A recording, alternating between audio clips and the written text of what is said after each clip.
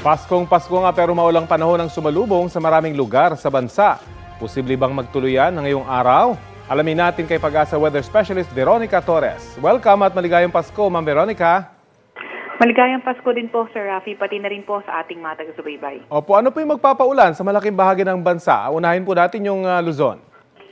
Kung sa may Luzon po, nakikita natin na pag sa Northern Luzon area, Northeast monsoon o amihan yung nagpapaulan, pero sa other places like Metro Manila, Central Luzon, Calabarzon, Bicol Region, kabilang na nga rin Marinduque, Romblon, Occidental at Oriental Mindoro, shearline naman po ang nagpapaulan.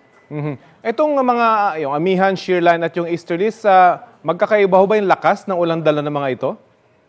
Opo, sa shearline po, posible pa rin naman po ang moderate to heavy rains at kapag shearline po kasi mga isolated yung mga thunderstorm.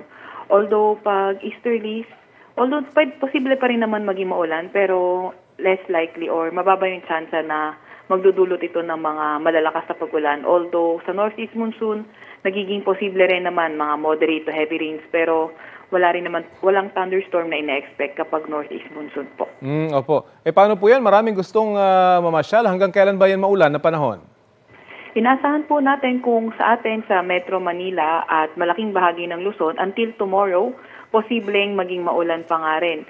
Although sa bahagi ng Northern Luzon, lalo na sa silangang bahagi ng Northern Luzon, posible pa nga rin magtuloy-tuloy yung mga paulan, dulot ng shearline, pati na rin pala sa silangang bahagi ng Southern at Central Luzon. May chance po ba magkaroon pa ng bagyo bago magpalit ng taon? Sa ngayon po, dahil po may around more than 7 days pa rin tayo, at least in the next 24 to 48 hours, mababa yung chance na magkaroon ng bagyo, pero yung mga low pressure area, hindi po natin ruled out na kung magkaroon man po bigla-bigla.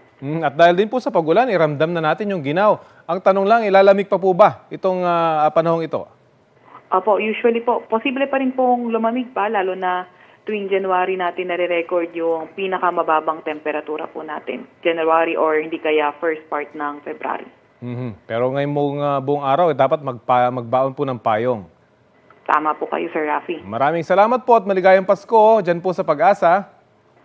Salamat din po. Merry Christmas po. Si Pag-asa Weather Specialist Veronica Torres.